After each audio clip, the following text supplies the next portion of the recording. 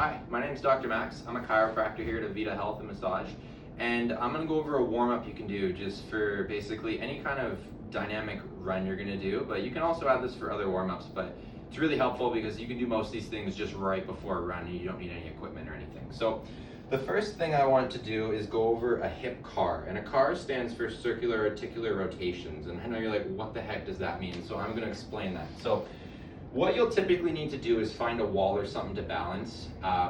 As you get better at this, you won't need that wall, but basically what you're gonna do is slowly raise one leg. Now, we're gonna actually work on the rotation in our hip. So what we're gonna do is open that all the way up as much as you can, and then it's gonna come back and around just into this position, and then slowly back the other way in a very nice controlled pattern.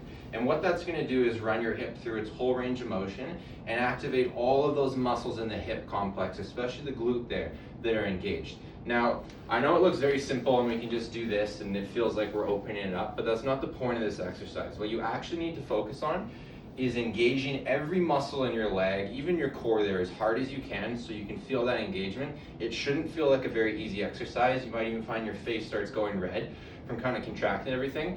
But if you can do that properly, it's really going to benefit you, and you're going to notice your hips are actually going to start increasing range of motion, which is going to help with your running, which is a great thing to consider. So what I'm going to do is you're going to stabilize if you need to, pull that up, and you can almost see my leg shaking because it's contracting, and then gradually opening that up, getting into that hip, and coming back and around. Now, one more important thing to note with the hip CAR is you're going to notice to kind of cheat on that, you're going to want to open up like this to get range. That's not helpful because we're actually engaging the other side now. So what I want you to focus on is keeping these hips level as the leg comes up. And I don't have amazing range, so this is probably going to be what it'll look like for a lot of you. As we open this up, then we internally rotate the hip as much as it can and back and vice versa into that opposite direction. That's the hip CAR. So the next one is going to be a sweep. Now this is done dynamically. So you're going to basically put your leg out in front, hinge at the hips, toe up, and then just sweep forward. You can make another step and then sweep forward into the next. It's going to be a great way of just kind of dynamically stretching those legs as you move. So we're not statically holding that, but we're just moving, and you can do that in a line one step at a time as you walk forward. So after that, then what I want you to head into is just some classic high knees.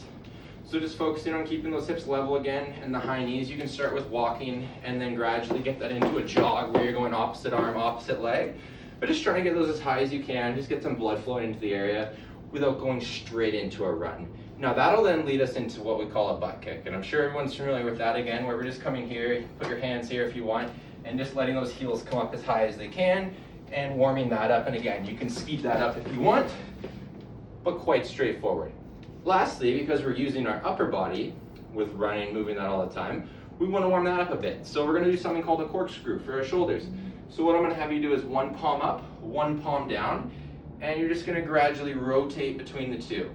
You can also add in a bit of a neck range as well, where you just kind of rotate to the palm up you look towards, and vice versa. And what that'll do is kind of loosen up this whole area, what you'll find might start to get tight while you run.